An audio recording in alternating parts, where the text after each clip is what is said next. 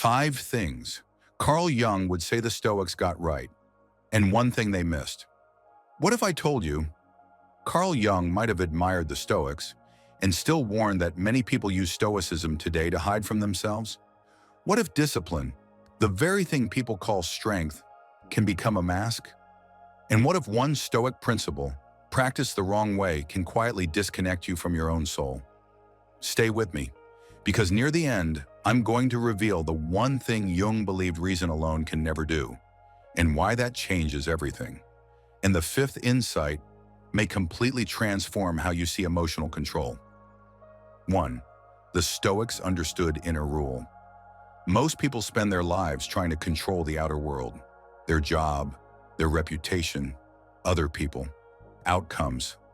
But the Stoics said, control yourself, and Jung would have respected that deeply, because Jung believed the person who has not mastered himself is not free, he is possessed. Possessed by anger, possessed by fear, possessed by unconscious patterns, and most people do not realize how often they are not choosing at all. They are reacting. Jung saw this in his patients constantly. A person says, I always attract the wrong people. But what if it isn't fate? What if unconscious wounds are choosing for them? The Stoics and Jung both point to the same shocking truth. Most people are not governing themselves. They are governed by what lives beneath awareness, and the work is becoming conscious enough to stop being ruled by what you cannot see. Marcus Aurelius called this sort of self-command. Jung might call it psychological sovereignty. Different words, same mountain. But stay with me, because the Stoics saw suffering as training. Jung saw something even deeper in suffering, and that changes everything. 2.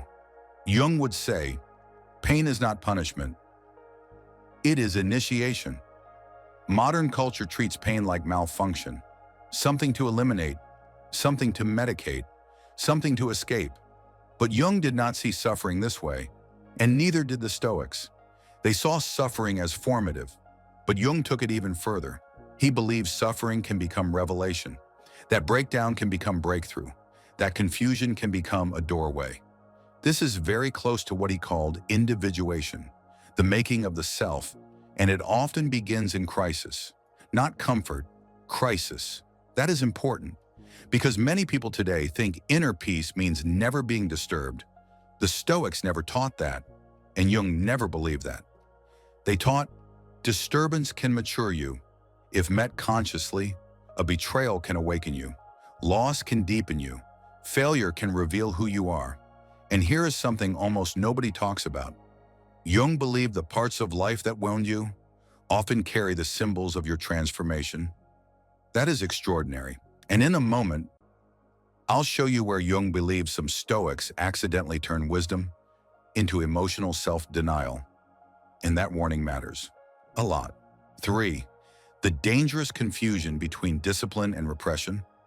This is where Jung becomes provocative, because he would likely say, many people do not practice Stoicism.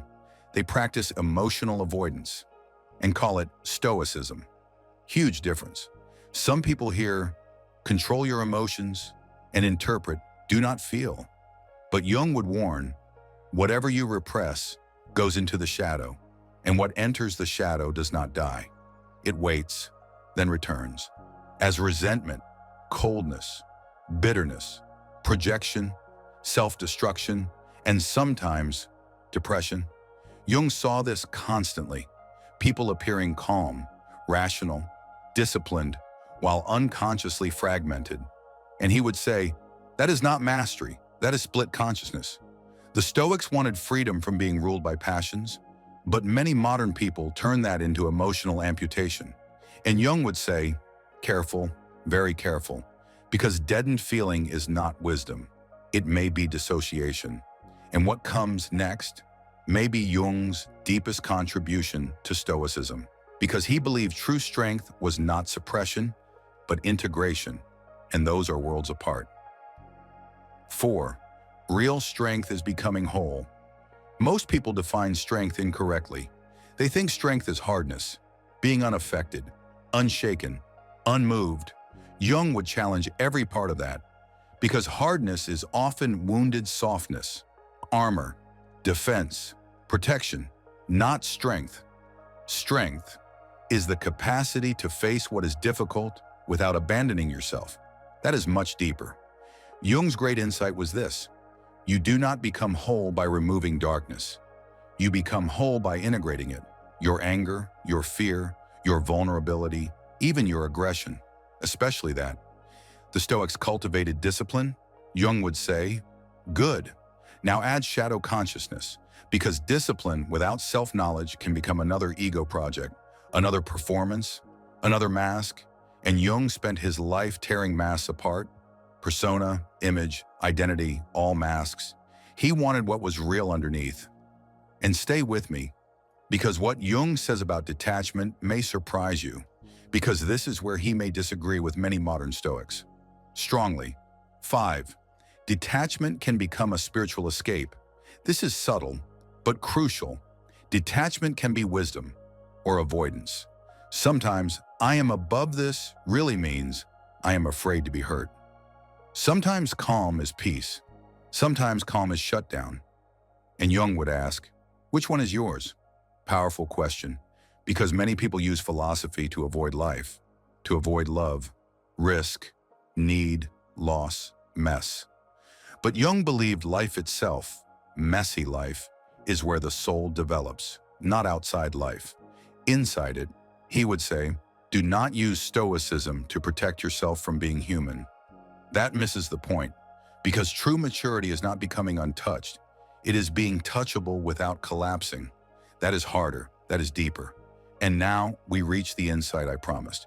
The thing Jung might say Stoicism missed. And this may be the biggest revelation in this video. What the Stoics may have missed. Reason is powerful. The Stoics knew this. But Jung believed reason alone cannot lead you to wholeness, because the psyche is not only rational, it is symbolic, archetypal, mythic, dreaming, wild.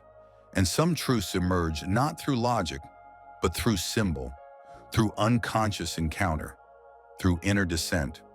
Jung would say, you cannot think your way into the soul. You must meet it. That changes everything, because now Stoicism is not enough by itself. Now it must deepen. Now discipline must meet mystery. Control must meet surrender. Reason must meet symbol.